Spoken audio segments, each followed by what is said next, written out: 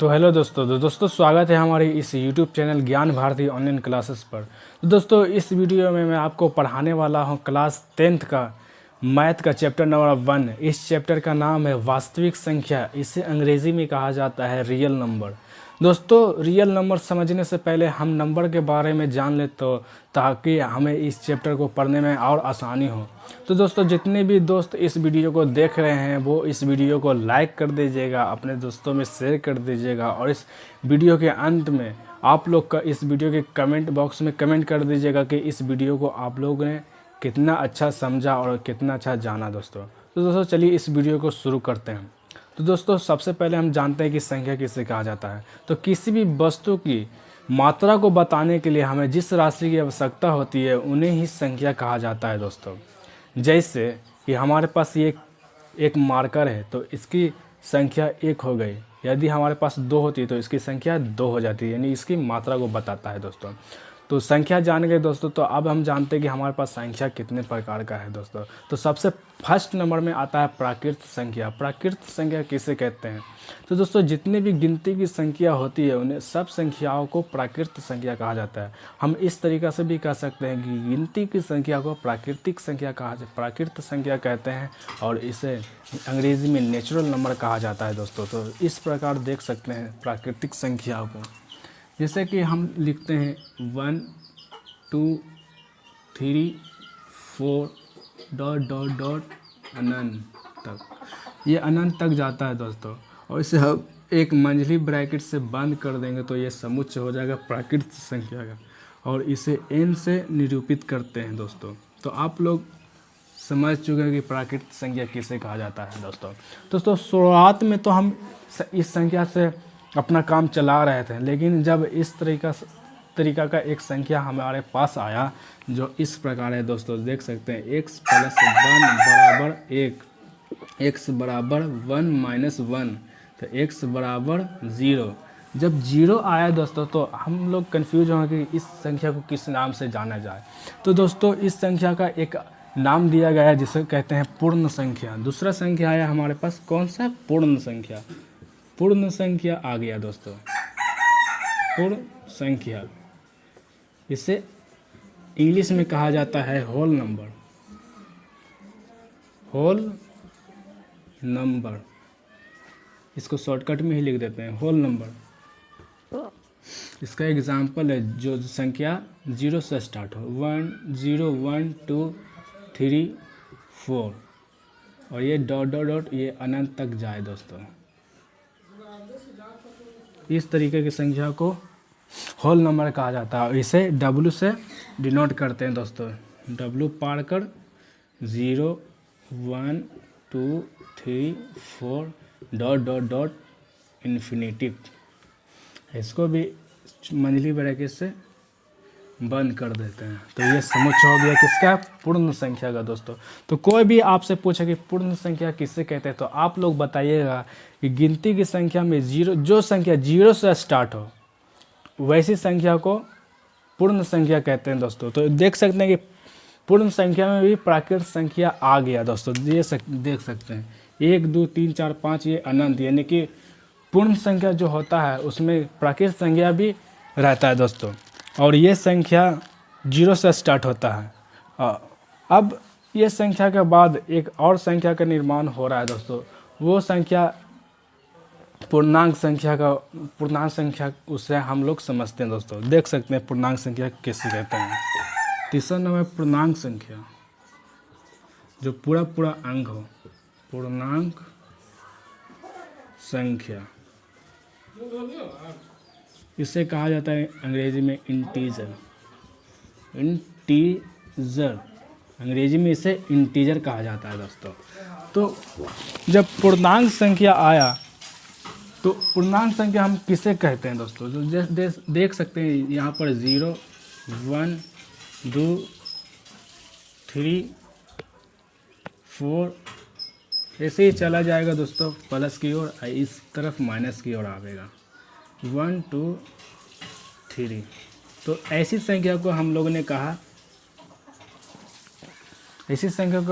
कहा पूर्णांक संख्या, जिसमें माइनस भी हो और प्लस भी हो। यानी कि जब प्लस माइनस की बात आया तो वो उसका उसको पूर्णांक संख्या की कैटेगरी में रखा गया है दोस्तों। तो आप लोग इसको देख सकते हैं। और फिर इस संख्या के बाद एक आया जो बोला गया कि वे संख्या जो 2 से पूर्णतः विभाजित हो जाए। तो वे संख्या जो पूर्णतः विभाजित हो जाए दोस्तों, तो वे संख्या अब आएगा, उसको हम कहते हैं सम संख्या दोस्तों। तो चलिए आगे बढ़ते हैं हम लोग इसको मिटाते हुए।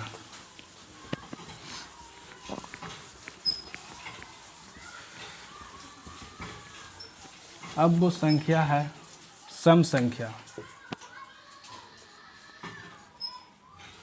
जब सम संख्या, इसको अंग्रेजी में इवन नंबर कहा जाता है, इवन नंबर। तो सम संख्या किसे कहते हैं दोस्तों? तो वे संख्या जो 2 से पूर्णतः विभाजित हो, यानी 2 से पूरी कर जाए, दशमलव में उसका मान ना आए, तो उसको सम संख्या कहा जाता है। इसका एग्जाम्पल हो जाएगा 2, 4, 5, 2, 4, 6, 8 और ये चलता जाएगा दोस्तों। तो ऐसी संख्या को हम सम संख्या कहते हैं।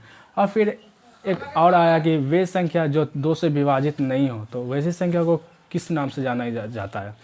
तो वे संख्या जो 2 से पूर्णतः विभाजित नहीं होता है, यानी उसका मान दशमलव में आता है, तो वैसी संख्या को जो 2 से नहीं करता है पूर्णतः, तो वैसी संख्या को विषम संख्या कहते हैं दोस्तों। देख सकते हैं विषम संख्या, विषम संख्या, इसको अंग्रेजी में ओड नंबर कहा जाता है, ओड नंबर। इसे अंग्रेजी में ओड नंबर कहा जाता है। एग्जाम्पल में 1 हो गया, 3 हो गया, 5 हो गया, 7 हो गया, 9 हो गया। तो ऐसी संख्या को हम लोग विषम संख्या कहते हैं दोस्तों। फिर आगे एक और संख्या का निर्माण होता है जिसका नाम है अभाज्य संख्या। अभाज्य संख्या, जिसको अंग्रेजी में कहा जाता है प्राइम नंबर। इसे अंग्रेजी में प्राइम नंबर के नाम से जाना जाता है दोस्तों। तो अभाज्य संख्या किसे कहा जाता है? तो अभाज्य संख्या वैसी संख्या जो स्वयं से कटे और 1 से कटे और इसके अलावा अन्य किसी संख्या से ना कटे, तो वैसी संख्या को प्राइम नंबर यानी कि अभाज्य संख्या कहते हैं दोस्तों। सबसे छोटी अभाज्य संख्या 2 है, 3 है, फिर 5 आएगा, फिर 7 और फिर 11, जिसका गुणनखंड 2 होता है दोस्तों। जैसे कि 2 है तो ये किससे कटेगा? 1 से भी कटेगा, एक इकाई 1 गुने 1, जिसका गुणनखंड 2 होता है दोस्तों। तो वैसी संख्या को हम लोग अभाज्य संख्या कहते हैं। और एक आता है भाज्य संख्या।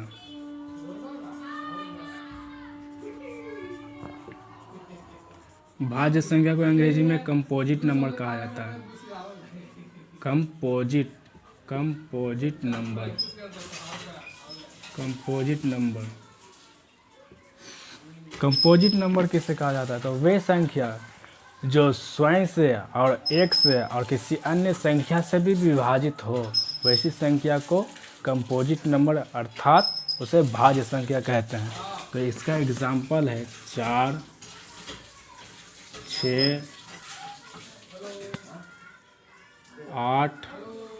देख सकते हैं 4 को हम लोग 1 से भी काटेंगे, 4 से भी काटेंगे और 2 से भी काटेंगे, यानी जिसका गुणनखंड 2 से अधिक हो, यानी 3 हो, 4 हो, 5 हो, ऐसे हो, तो इस संख्या को भाज्य संख्या कहते हैं दोस्तों। तब अब आगे बढ़ते हैं अगले संख्या की तरफ। तो अगला संख्या है परिमेय संख्या। परिमेय संख्या दोस्तों, परिमेय संख्या किसे कहते हैं दोस्तों? परिमेय संख्या वैसी संख्या जिसको P/Q के रूप में लिखते हैं, यानी कि P/Q। जब यहाँ पर एक एक ये है कि क्यू जो रहता है ना, Q not equal to zero, यानी क्यू ज़ीरो के बराबर ना हो, नहीं तो ये कभी भी कट भी नहीं करेगा। इसलिए इसको एक दे दिया कि Q not equal to zero. तब ऐसी संख्या जैसे कि आप लोग देख सकते हैं, जैसे कि 2/3 है, 2 है, 4 है, या 4.1 है। ऐसी संख्या को हम लोग परिमेय संख्या कहते हैं। इसके नीचे कुछ नहीं तो एक, इसके नीचे कुछ नहीं तो एक, इसको इस तरीक़ा से हम कर सकते हैं। ये हटता है तो एक आता है, इसके बाद जितने भी संख्या हो उसको जीरो में बदल देते हैं। तो इसको इस तरीक़ा से लिख सकते हैं 41/10। यानी कि ऐसा जितनी भी संख्या लिखी गई हो वे सभी संख्या परिमेय संख्या, जिसको P/Q के रूप में लिखा जाता है दोस्तों। अब आता है अपरिमेय संख्या। अपरिमेय संख्या, अपरिमेय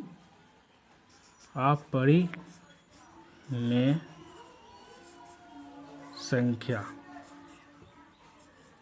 चलिए ऊपर लिख देते हैं हम सब।